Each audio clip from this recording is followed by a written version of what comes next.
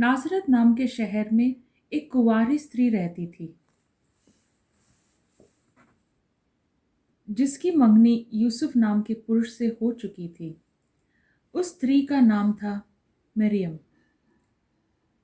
स्वर्गदूत मरियम के पास आया और बोला, तुझ पर अनुग्रह हुआ है, तेरी जय हो, प्रभु तेरे साथ है।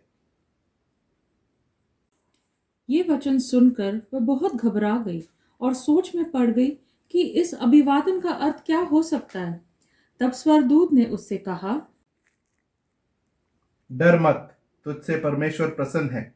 सुन, तू गर्भवती होगी और एक पुत्र को जन्म देगी और तू उसका नाम यीशु रखेगी।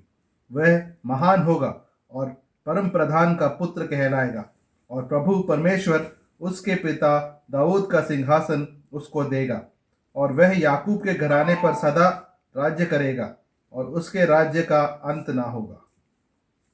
मरियम ने स्वर्गदूत से कहा, यह सत्य कैसे हो सकता है, क्योंकि अभी तो मैं कुंवारी हूं।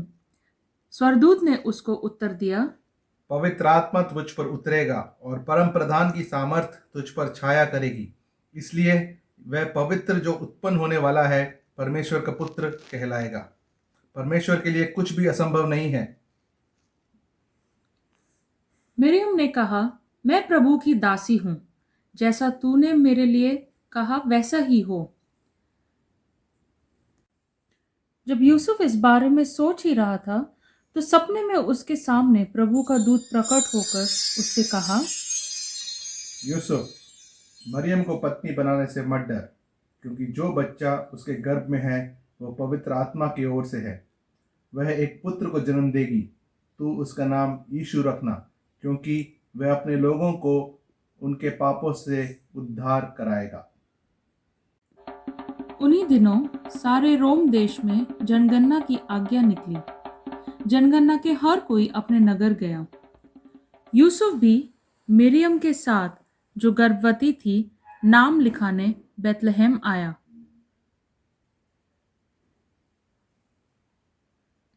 मरियम के बच्चे जनने का समय आ गया था और उन्हें सराय में रहने के लिए कोई भी स्थान नहीं मिल पाया।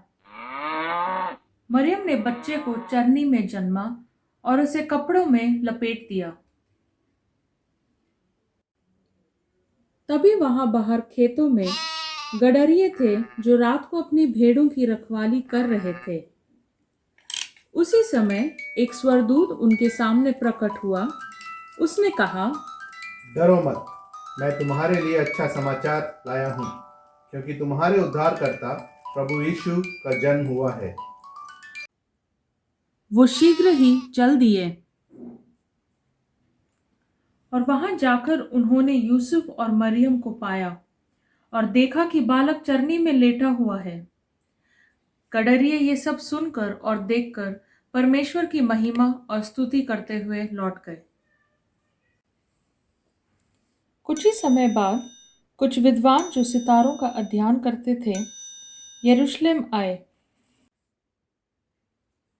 उन्होंने पूछा, यहूदियों का नवजात राजा कहाँ है?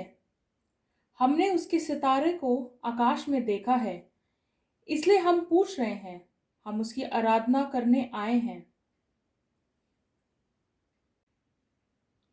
वो सितारा भी जिसे आकाश में उन्होंने देखा था उनके आगे आगे जा रहा था।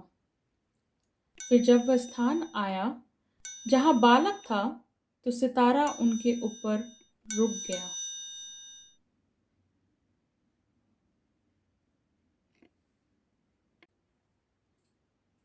जब उन्होंने ये देखा तो बहुत आनंदित हुए।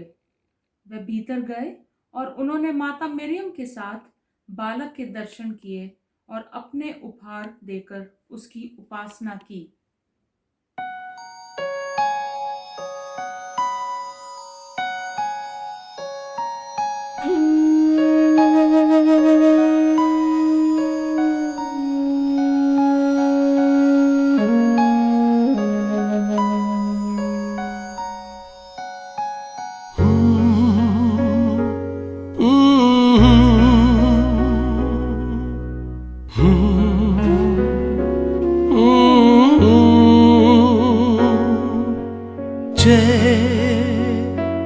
यीशु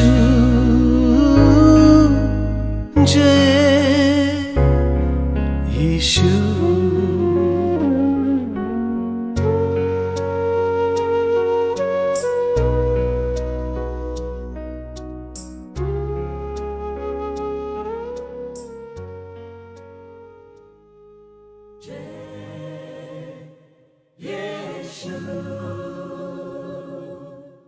जय